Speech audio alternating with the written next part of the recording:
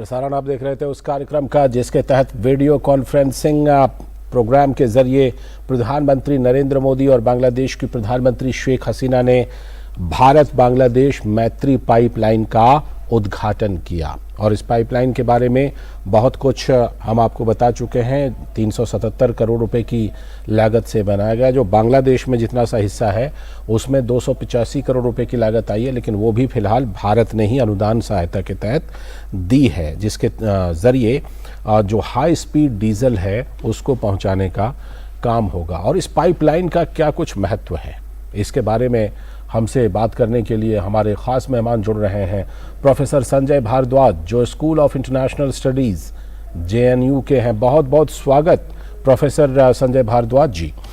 सबसे पहले आपसे यही समझना चाहेंगे कि ये जो पाइपलाइन है, इस पाइपलाइन को प्रधानमंत्री ने कहा कि ये जो बंग बंधु हैं उनके विज़न के मुताबिक है, तो भारत और बांग्लादेश के जो द्विपक्षीय संबंध हैं उसमें ये पाइपलाइन भले एक प्रोजेक्ट हो, लेकिन इसका कितना बड़ा महत्व है, प्रोफेसर संजय भारद्वाज। जी नमस्कार लालचंद जी। पहली बात तो आपने मेरे को जोड़ा। दूसरी बात, आपने बिल्कुल सही बात कही कि जब 1971 में बांग्लादेश आजाद हुआ था तो दोनों देशों के एक बहुत बड़ा एक विजन था कि हम अब आगे मिलके साथ में काम करेंगे और बहुत सारे महत्वपूर्ण समझौतों पे, चाहे वो ट्रेड से रिलेटेड हो, चाहे वाटर से रिलेटेड हो या बॉर्डर से रिलेटेड हो, कई बहुत महत्वपूर्ण हमने समझौते बांग्लादेश के साथ में भारत ने किए थे। और उसी में ही हमने एक पीस एंड फ्रेंडशिप ट्रीटी भी किया। तो दोनों देशों ने साथ मिलके चलने का एक संकल्प लिया था। लेकिन चूंकि बीच में कई तरीके के राजनीतिक बदलाव आए और जो पाकिस्तानी समर्थित ताकतें थी वो दोबारा से बांग्लादेश की राजनीति में सत्तारूढ़ हो गई। 1975 से 80 तक 90 तक मान लीजिए पूरा मिलिट्री रिजीम रहा। उसके बाद में दूसरे, तो वो जो विजन था वो विजन अधूरा रह गया था। लेकिन दोबारा से जब प्रधानमंत्री शेख हसीना सत्ता में आई 2008 से, तो उन्होंने कई तरीके का संकल्प लिया था कि एक तो बांग्लादेश को जो डार्कनेस की तरफ जा रहा था उसको एक लाइटनेस और उसको एक ब्राइटनेस की तरफ और उसको प्रगति की तरफ ले जाएगी। दूसरा कि वो एक चेंज के लिए कॉल था। और उस कॉल में सबसे बड़ा बात जो था कि जो भारत के साथ एक विजन था कि दोनों देशों की जनता में आपसी संबंध और मजबूत हों और दोनों के बीच में जो एक डिस्कनेक्ट हो गया था, चाहे वो इकोनॉमिक डिस्कनेक्ट हो, चाहे फिजिकल डिस्कनेक्ट हो या जनता के बीच में जो डिस्कनेक्ट हो, उस डिस्कनेक्ट को दोबारा से रिवाइव करने की बात थी। और सबसे महत्वपूर्ण बात यह है कि 2008 से 2023 तक पिछले 15 साल में जो एक स्ट्रॉन्ग फाउंडेशन इन दोनों देशों ने रखी, और अभी जब चाहे वो भारत की नेबरहुड फर्स्ट पॉलिसी के माध्यम से हो, और आज आप देखिए कि भारत और बांग्लादेश के बीच में कई तरीके के, चाहे वो ट्रेड कनेक्टिविटी हो, आज लगभग $18 बिलियन का हमारा बायलैटरल ट्रेड है, चाहे वो एनर्जी कनेक्टिविटी हो, एनर्जी का मुद्दा बहुत बड़ा है। आज सबसे बड़ी बात है कि जो मैत्री पाइपलाइन का उद्घाटन दोनों प्रधानमंत्री ने किया, एक लैंडमार्क एग्रीमेंट है जो भारत ने बांग्लादेश के साथ किया। निश्चित रूप से भारत और नेपाल के बीच में पाइपलाइन समझौता है, चूंकि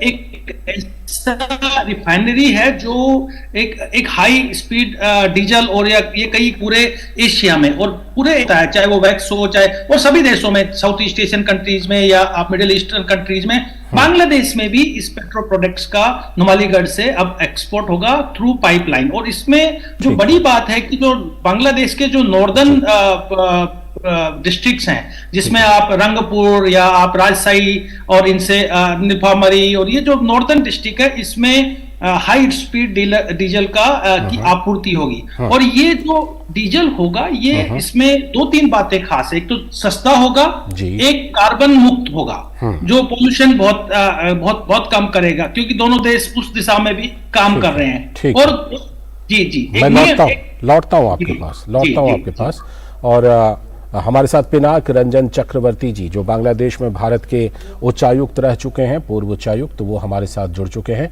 बहुत बहुत स्वागत सर। प्रधानमंत्री ने जिस तरह से ये कहा कि आज उन्होंने बल्कि शुरुआत ही की अपने संबोधन की कि ये दोनों देशों के संबंधों में एक नए अध्याय की शुरुआत है। आप वहां पर बांग्लादेश में रह चुके हैं, उच्चायुक्त रह चुके हैं। कितने महत्व का आप मानते हैं इस पाइपलाइन को जो दोनों देशों के बीच, जिसका आज उद्घाटन हुआ है? देखिए, जब मैं वहां था तो हम लोगों ने एक ब्लूप्रिंट बनाया था कि बांग्लादेश के साथ हम लोग किस तरह से कनेक्टिविटी बढ़ा सकते हैं। नेचुरली उनसे परामर्श भी हुआ था बांग्लादेश साइड के साथ। अब जैसे वो कई चीजें इंपोर्ट करते हैं, जैसे हाई स्पीड डीजल है, अब वो आते थे, ट्रक में आते थे, फिर बार्ज में ट्रांसफर होते थे, फिर वो नदी के, ब्रह्मपुत्र नदी के से वो नीचे और बाकी मतलब बांग्लादेश में उसको डिस्ट्रीब्यूशन होता था जी। ये कॉस्ट जो था उसका काफी हाई होता था, ट्रांसपोर्टेशन कॉस्ट। तो उसमें तब चर्चे में ये मतलब आया उभर के कि अगर हम पाइपलाइन बना दें तो इसका खर्चा और कम हो जाएगा। तो जो फैसिलिटेशन ऑफ ट्रेड है, खर्चे कम करने का है, ये तो निरंतर हम लोग सोचते रहते हैं कि किस तरह से किया जाए। और इसमें इंफ्रास्ट्रक्चर कनेक्टिविटी जो है एक बहुत महत्वपूर्ण चीज होता है। अगर एक जगह से दूसरी जगह एक ट्रक को जाना हो तो रोड चाहिए, और अच्छा रोड चाहिए, तब जाके वो अच्छी तरह से उसका कॉस्ट कम हो सकता है। बिल्कुल।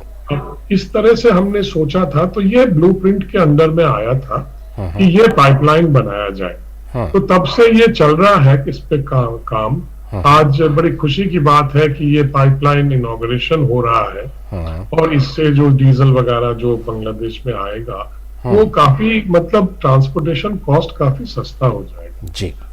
आपको पता है कि भारत पेट्रोलियम प्रोडक्ट, जिसे हम डाउनस्ट्रीम पेट्रोलियम प्रोडक्ट्स कहते हैं, जैसे डीजल है, पेट्रोल है, जो भी है और भी, इसमें भारत एक बहुत बड़ा मतलब भारत बहुत बड़ा देश है जहाँ सबसे काफी ज्यादा उत्पादन होता है। मेरे ख्याल में तीसरा नंबर है भारत का। हमारे पास ऑयल नहीं है, पर हम ऑयल इंपोर्ट करके जो पेट्रोलियम प्रोडक्ट्स बनाते हैं उसका हम काफी ज्यादा एक्सपोर्ट करते हैं। इसलिए बांग्लादेश को तो जरूरत है एनर्जी की, सबको जरूरत है। तो ये, और हम जिस सस्ते में उसको सप्लाई कर सकते हैं और कोई देश बांग्लादेश को नहीं सप्लाई कर सकते। तो यही इसका लॉजिक था, और आज ये साकार हो रहा है। जो ये जो विजन था वो आज साकार हो रहा है। ठीक है। प्रोफेसर संजय भारद्वाज, प्रधानमंत्री ने जिस तरह से ये बात कही कि कनेक्टिविटी, इस तरह की कनेक्टिविटी बढ़ने से जो पीपल टू पीपल कांटेक्ट है वो भी बढ़ता है। ऐसे में भारत और बांग्लादेश, इसको नाम भी दिया गया है मैत्री पाइपलाइन, दोनों देशों के बीच, ये पाइपलाइन अपने आप में दोनों देशों के लोगों के बीच भी बॉन्ड का, मैत्री का प्रतीक है। निश्चित रूप से। देखिए, आप ये तो आपने पाइपलाइन की, ऑयल पाइपलाइन की बात की। हमने जो दोनों देशों के बीच में जो ट्रेन चलती है, आप खुलना को कनेक्ट करती है, वो भी मैत्री ट्रेन दोनों देशों ने शुरू की। बस भी कनेक्टिविटी, अभी ढाका से, अगरतला से अखुरा के थ्रू ट्रेन, एक और ट्रेन सर्विस शुरू होने वाली है। ये दोनों देशों की जनता को कनेक्ट करती है। दोनों देशों के जो रिश्ते थे, जो खो गए थे रिश्ते 1947 से 1971 के बीच में, उन रिश्तों को रिवाइव करती है। और साथ ही साथ जो बाकी एक विजन था, मैंने कहा पिछले बंगबंधु का जो विजन था, उस विजन को भी रिवाइव करते। देखिए, 2-3 बातें एनर्जी के सेक्टर में भी मैं जोड़ना चाहूंगा कि 4 क्षेत्र में भारत और बांग्लादेश एनर्जी के सेक्टर में काम कर रहा है। पहला कि जो गैस, नेचुरल गैस है, उनके जो फील्ड्स हैं, उसमें भारत ऐसे सेक्टर्स में इन्वेस्टमेंट कर रहा है जो बाकी इंटरनेशनल कंपनीज नहीं आना चाहती, जो ऑफशोर है, उनमें भारत ने 2 फील्ड अलॉट हुआ है। दूसरा कि जो एलएनजी टर्मिनल्स हैं, 2 LNG terminals Bharat setup Bangladesh में कर रहा है। तीसरा निश्चित रूप से ये गैस पाइपलाइन का हो गया। और चौथा, जो ईस्टर्न ग्रिड है वो बहुत वीक है बांग्लादेश की, तो भारत और दोनों देशों के बीच में वो भी साथ चल रहा है। प्रधानमंत्री जी ने एक बात और कही कि एक Maitreyi super thermal power plant जो है उसका पहला यूनिट तो चालू हो गया, दूसरा यूनिट भी चालू हो जाएगा। मैं अभी रिसेंटली रामपाल प्रोजेक्ट्स में भी देखा कि दोनों देशों में किस तरीके से इंफ्रास्ट्रक्चर डेवलपमेंट हो रहा है, वहां पर भी एक बहुत बड़ा ऊर्जा उत्पादन होगा। आज के दिन आप 1100 मेगावाट इलेक्ट्रिसिटी भारत बांग्लादेश को देता है और लगभग $1 बिलियन का ट्रेड पेट्रोलियम सेक्टर में भारत और बांग्लादेश के बीच में होता है। ये जो 131 किलोमीटर की पाइपलाइन है, ये एक लैंडमार्क पाइपलाइन है और बांग्लादेश भी इस बात को समझेगा कि ये खाली बांग्लादेश तक सीमित नहीं रहे, बांग्लादेश के एक पड़ोसी और देश है जो एनर्जी सरप्लस है, जिसको मैं म्यांमार कहूंगा, वहां तक जुड़े, ताकि ये पूरा जो ईस्टर्न साउथ एशिया सब रीजन है इसमें एनर्जी की सप्लाई हो और एनर्जी सिक्योरिटी एंश्योर हो। इसके साथ साथ जो और 2-3 बातें मैं जोड़ना चाहूंगा कि जैसे जिस तरीके से भारत ने पिछले कुछ वर्षों में इन्वेस्टमेंट और एक तरह से लाइन ऑफ क्रेडिट दिया है, लगभग $8 बिलियन का लाइन ऑफ क्रेडिट एक्सटेंड किया है, वो भी भारत और बांग्लादेश के बीच में इंफ्रास्ट्रक्चर को मजबूत कर रहा है, चाहे रोड हो, चाहे रेल हो, चाहे वो इनलैंड वाटर ट्रांसपोर्ट सिस्टम हो, सब सारे क्षेत्र में भारत बांग्लादेश के इंफ्रास्ट्रक्चर को मजबूत कर रहा है। तो जो बांग्लादेश में प्रॉस्पेरिटी होगी वो निश्चित रूप से भारत का जो नॉर्थ ईस्टर्न रीजन है, जो बांग्लादेश लॉक्ड हो गया था, जिसको चितागंज में, उसमें भी बढ़ोतरी आएगी और प्रॉस्पेरिटी आएगी। तो एक तरीके से पूरे, और इसकी जो आधारशिला रखी गई थी वो तब रखी गई जब 2010 में प्रधानमंत्री शेख हसीना इंडिया आई थी और एक कॉम्प्रिहेंसिव फ्रेमवर्क एग्रीमेंट साइन हुआ था। वहां से ये जर्नी शुरू हुई। आज आप देखिए कि हम कितने नजदीक आ चुके हैं और आगे भी दोनों देश नजदीक आएंगे, चाहे वो, और आज लगभग 1 लाख से ज्यादा बांग्लादेशी हर दिन हर महीने भारत में वीजा लेके आते हैं। बिल्कुल जिस तरह से पीपल टू पीपल कॉन्टैक्ट बढ़ता जा रहा है। पिनाक रंजन चक्रवर्ती जी, जिस तरह से आपने कहा कि जब आप वहां पर थे, उच्चायुक्त थे हाई कमीशन में, तो आपने भी इस चीज को कॉन्सेप्चुअलाइज किया था, ब्लूप्रिंट बनाया था, और आखिरकार लगता है उन तक हमारी आवाज़ नहीं पहुंच रही है। पिनाक जी तक वो इशारा करके बता रहे हैं कि उन तक हमारी आवाज़ नहीं पहुंच रही है।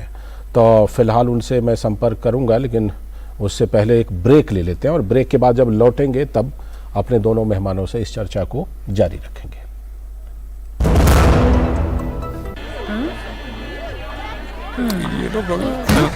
बुफे पे टूट पड़ो मेरे बाराती, बट पहले टूटो हैंड वॉश पे। Enjoy hand wash reminder by your hand ambassador Sachin Tendulkar का हाथ, सेवलॉन स्वस्थ इंडिया मिशन। Sir 50,000 advance. पर इतना कैश तो हम नहीं लाए, और आज बैंक भी बंद है। इलाज है डिजिटल पेमेंट का आसान सा ढूंढ, लेकिन अरे घबराइए मत, सावधानी के साथ करेंगे तो कोई साइड इफेक्ट भी नहीं होगा। फोन लाइए मुझे, यहाँ फोन लगाइए। डिजिटल पेमेंट से लेन देन हो सकता है, आसान, सुरक्षित और तेज। मैंने तो इन्हें डिजिटल पेमेंट सिखा दिया है आपने, क्योंकि आरबीआई कहता है कि डिजिटल पेमेंट अपनाओ, औरों को भी सिखाओ।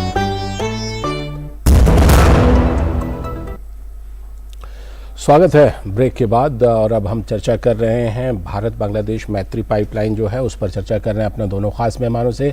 पिनाक रंजन चक्रवर्ती जी हैं हमारे साथ और प्रोफेसर संजय भारद्वाज भी जुड़े हुए हैं।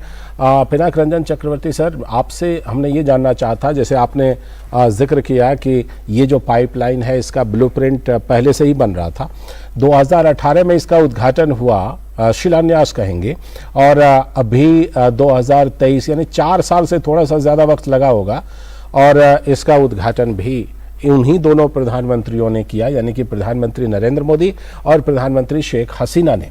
तो ये 4 साल का जो ये प्रोजेक्ट है, ये आपको क्या लगता है कि जैसे प्रायः एक कार्य पद्धति है कि समय से पहले प्रोजेक्ट को पूरा करना, उसी के अनुरूप है? हाँ बिल्कुल है, क्योंकि इतना आसान नहीं है एक पाइपलाइन, इतना लंबा पाइपलाइन लगाना, और वो भी अक्रॉस द बॉर्डर, जहाँ पे लैंड एक्विजिशन की बड़ी समस्याएं हैं। हमारे यहाँ भी है, उनके यहाँ भी है। उनके यहाँ तो और ज्यादा है क्योंकि उनकी पॉपुलेशन डेंसिटी ज्यादा है बांग्लादेश में, तो वहां पे लैंड एक्वायर करना बहुत ही मुश्किल है। तो लोगों को कन्विंस करना, जो खेतों के माध्यम से बीच में से जो जाते हैं उनको कन्विंस करना, फिर उनको कॉम्पनसेशन देना, ये सब टाइम लगता है, तो इसलिए 4 साल कोई खास ज्यादा टाइम नहीं है।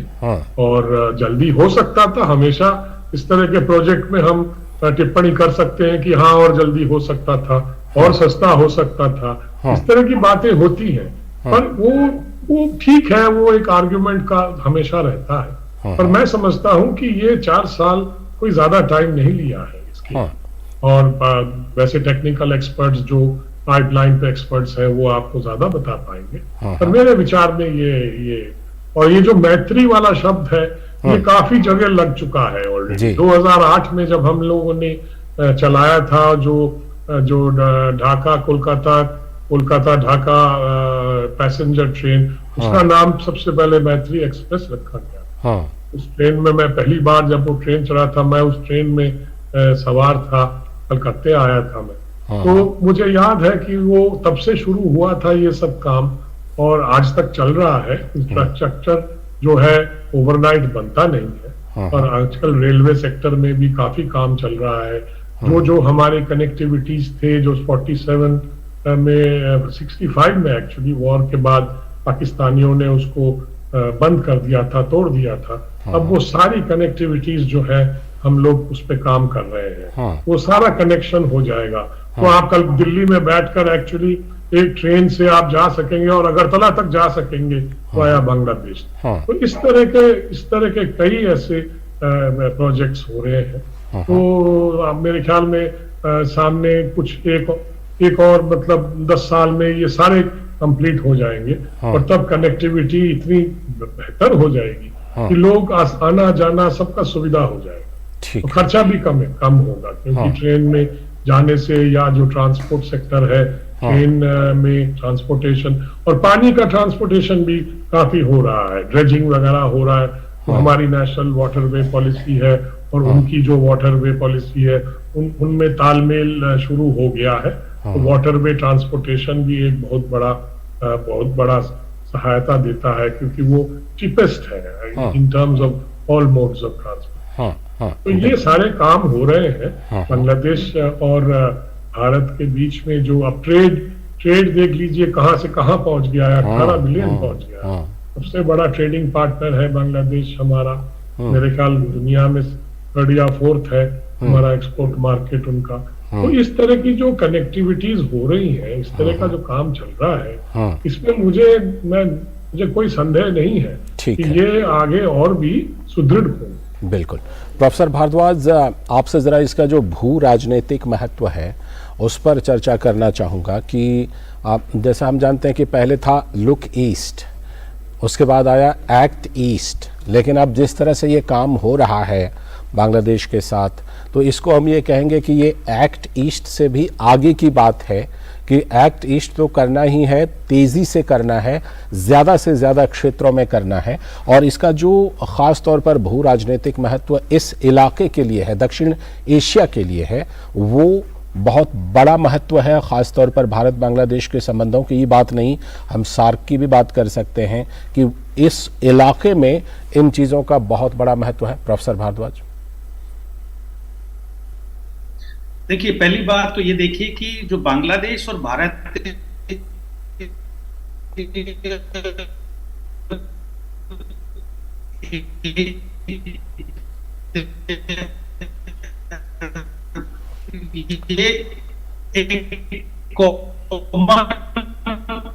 इकोलॉजिकल आपकी आवाज हम तक सिस्टम का पार्ट है।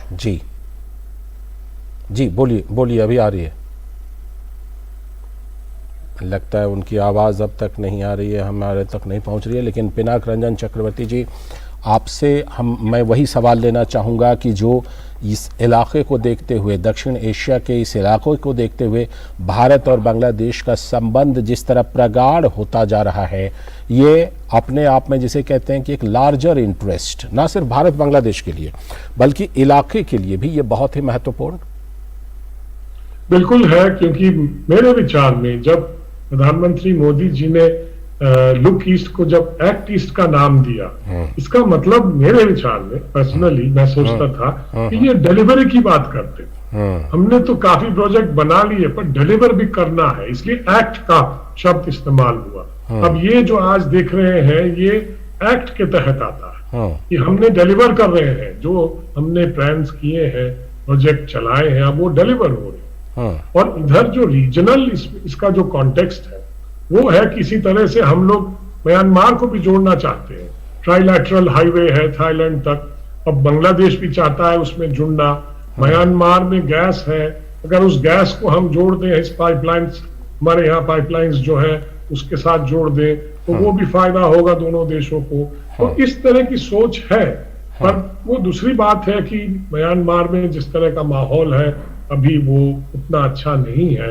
पॉलिटिकल कंडीशंस वहाँ पे जो मतलब जो तनाव है जो बिटवीन द मिलिट्री रूलर्स और लोगों में तनाव जो है उसकी वजह से काफी काम में विघ्न आ रहा है। इसलिए मैं समझता हूं कि पर अल्टीमेट ऑब्जेक्टिव वही है, आसियान के साथ जोड़ना, भारत के ईस्टर्न रीजन को, हमारे नॉर्थ ईस्टर्न स्टेट्स को और मौका देना, उनके लिए सुविधाएं क्रिएट करना, उनके लिए कनेक्टिविटी क्रिएट करना, जैसे कि वो अपने आप को लैंड लॉक और आइसोलेटेड न समझे। तो और वहां भी तरक्की हो, डेवलपमेंट हो, इंडस्ट्री इन्वेस्टमेंट्स आए बाहर से, मैन्युफैक्चरिंग हो, इस तरह की सोच है फ्यूचर के लिए और उसी पे काम चल रहा है।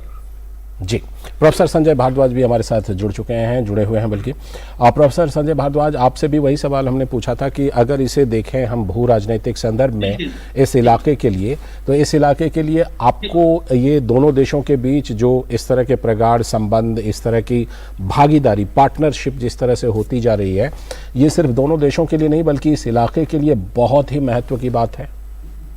देखिए, अभी तक दोनों देशों के बीच में जो अंडरस्टैंडिंग है कि कोई भी बायलैटरल एग्रीमेंट्स और इनिशिएटिव्स होगा वो एक रीजनल फ्रेमवर्क में होगा, कि बाकी देशों को भी, जो पड़ोसी देश है, चाहे भूटान हो, नेपाल हो, उनको भी इससे फायदा हो। चाहे वो BBIN का हमने एक प्रोजेक्ट रखा कि मोटर व्हीकल एग्रीमेंट के माध्यम से कनेक्ट करें, चाहे वो हमारा जो try Nations road connectivity project है, इंडिया, म्यांमार, थाईलैंड, उसमें भी बांग्लादेश के प्रधानमंत्री ने पिछले साल कहा कि हम भी इंटरेस्टेड है उसमें कनेक्ट होने में, क्योंकि वो जो ट्राई नेशन का रोड कनेक्टिविटी प्रोजेक्ट है वो आगे तक जा रहा है, वो खाली थाईलैंड तक नहीं रुक रहा, वो बियॉन्ड थाईलैंड वियतनाम तक कनेक्ट कर रहा है। तो पूरा जो भारत का जो एक्ट ईस्ट पॉलिसी है जो कनेक्ट कर रहा है, चाहे वो ट्रेड से, चाहे कल्चर से, चाहे वो फिजिकल कनेक्टिविटी से, उससे बांग्लादेश को भी बराबर कनेक्ट कर रहा है। निश्चित रूप से हमारा एक इंटरेस्ट है कि जो हमारा नॉर्थ ईस्टर्न स्टेट है वो भी बराबर डेवलप कर पाए, और यही जो एक विजन है बड़ा, उस विजन में बांग्लादेश ने भी अपने आप को शामिल किया। और उसी बातों को ध्यान में, इन सब बातों को ध्यान में रखते हुए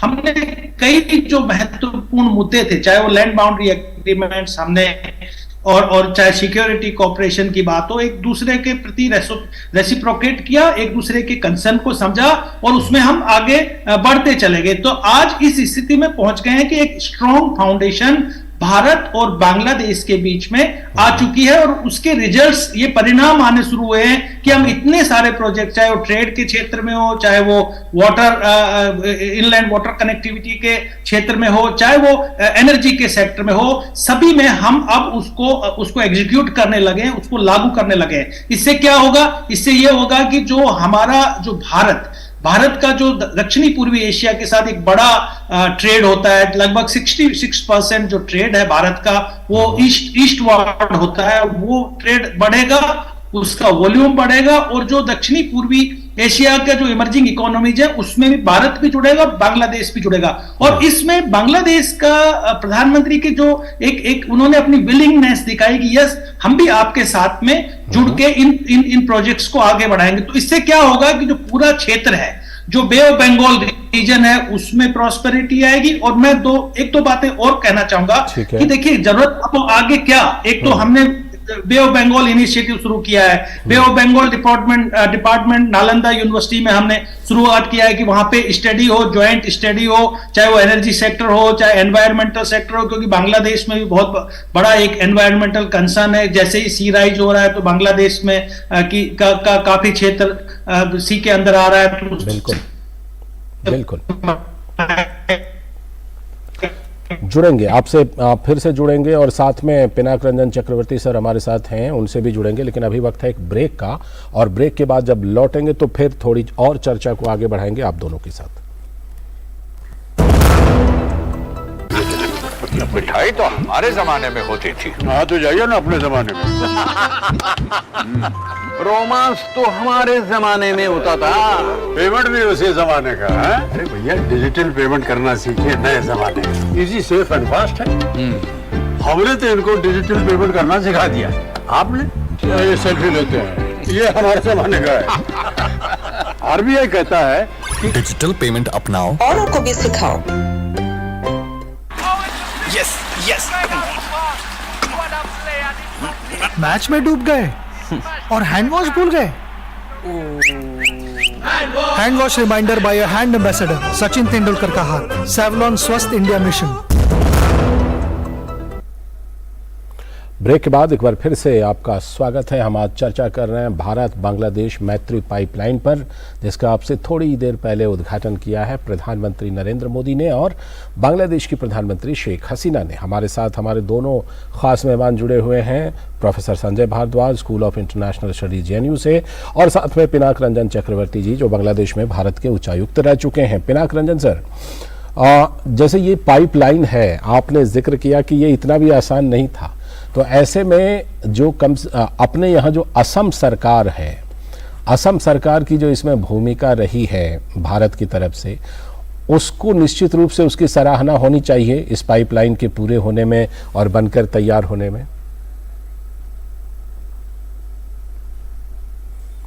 लगता है फिलहाल उनसे संपर्क में कुछ बाधा आ रही है, लेकिन प्रोफेसर संजय भारद्वाज के पास मैं यही सवाल लेकर चलता हूं। प्रोफेसर भारद्वाज, असम सरकार का जो योगदान रहा, उनका जिस तरह से इसमें समर्थन रहा, उसकी वजह से भी ये पाइपलाइन इतनी जल्दी पूरी हो गई और इसमें असम सरकार को भी पूरी क्रेडिट मिलनी चाहिए। जी बिल्कुल, देखिए आप ये बात देखिए कि जब हिस्टोरिकली आप देखते हैं तो असम और बंगाल एक ही क्षेत्र के रूप में एक ही एडमिनिस्ट्रेशन के तहत था, तो दोनों का बहुत डीप कनेक्टिविटी हमेशा से रहा है। तो रिसोर्सेज में भी कनेक्टिविटी, आप ये देखिए कि बांग्लादेश के प्रोडक्ट्स आज असम के मार्केट में बहुत कुछ हद तक देखने को मिलते हैं, चाहे वो प्राण हो या कोई दूसरे प्रोडक्ट्स हो, और काफी कुछ हद तक जो बांग्लादेश में डेवलपमेंट कंस्ट्रक्शन मटेरियल आता है वो नॉर्थ ईस्ट से, चाहे मेघालय से और असम से आता है। तो ये बात मान के चलिए कि दोनों के जो प्रगाढ़ संबंध है वो उस प्रगाढ़ता यहाँ पे रिफ्लेक्ट हो रही है कि जो नुमालीगढ़ है वो असम में है, वो एक पेट्रो प्रोडक्ट के लिए अपने आप को जाना जाता है, क्योंकि नुमालीगढ़ से हमने ट्रक के माध्यम से म्यांमार में भी पेट्रो प्रोडक्ट्स और हाई स्पीड डीजल्स को एक्सपोर्ट करते हैं। यहाँ पर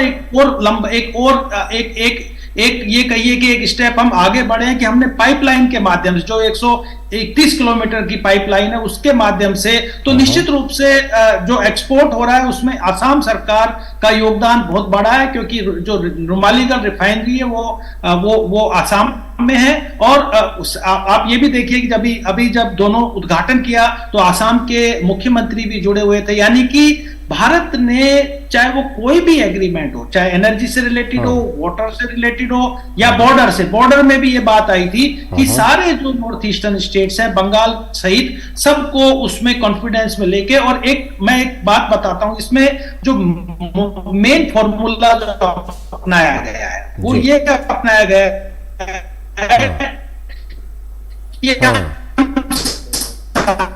आपकी बातचीत में कुछ बाधा आ रही है, मैं इस बीच पिनाक रंजन सर के पास चलता हूं। पिनाक रंजन सर, ये बताइए, आप ने जैसा कहा कि कई ऐसे प्रोग्राम, जो ऐसे कई परियोजनाएं होती हैं उसका ब्लूप्रिंट बनता है बाकायदा।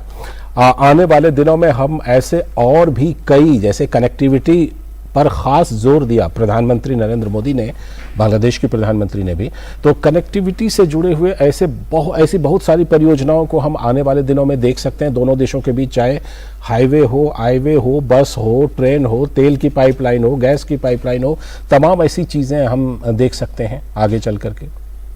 बिल्कुल देख सकते हैं, हमारा बहुत लंबा बॉर्डर है। इंडिया बांग्लादेश बॉर्डर शायद लोगों को पता नहीं है, सबसे लंबा है, 4096 किलोमीटर जी। तो उस बॉर्डर में कई लैंड कस्टम स्टेशंस हैं जहां से लोग आना जाना करते हैं, जहां से ट्रेडिंग होता है। तो अभी तो हम लोग आईसीपी बना रहे हैं, इंटीग्रेटेड चेक पोस्ट। अभी 2 ही बने हैं। इतने सारी जगह पे अभी सिर्फ 2 इंटीग्रेटेड चेक पोस्ट बने हैं और अभी और भी बनने हैं। तो ये तो एक प्रोजेक्ट है जो नेक्स्ट 10, 15, 20 इयर्स में बनेंगे, क्योंकि जितने ज्यादा हम आईसीपीज बनाएंगे, आईसीपी मतलब जो लैंड कस्टम स्टेशन पुराने हैं उनको अपग्रेड करके उनको ICP banana, which means digital connectivity, सारी चीजें वहां पे जो फैसिलिटीज हैं वो लगाना। तो उसकी वजह से होगा कि ट्रेड जो सारा ट्रेड जो 60% ट्रेड जो बेनापोल पेट्रापोल से आता है उसको हम डाइवर्सिफाई कर पाएंगे। तो एक जगह प्रेशर नहीं होगा, क्योंकि इस तरह से जो ट्रक्स आते हैं इनको वेट करना पड़ता है, तो वो कम हो जाएगा।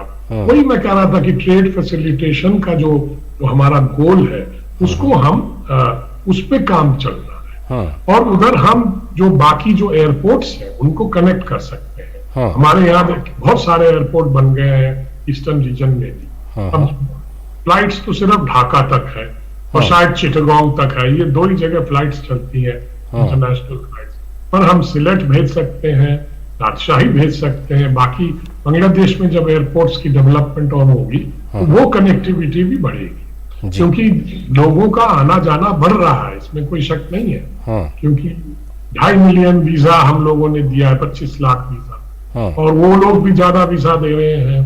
तो इसलिए जो पीपल टू पीपल मूवमेंट है वो तो काफी ज्यादा हो रहा है। और इस तरह की connectivity, people to people movement के साथ लोग जुड़ते हैं, ट्रेड होता है, बहुत सारी चीजें होती है।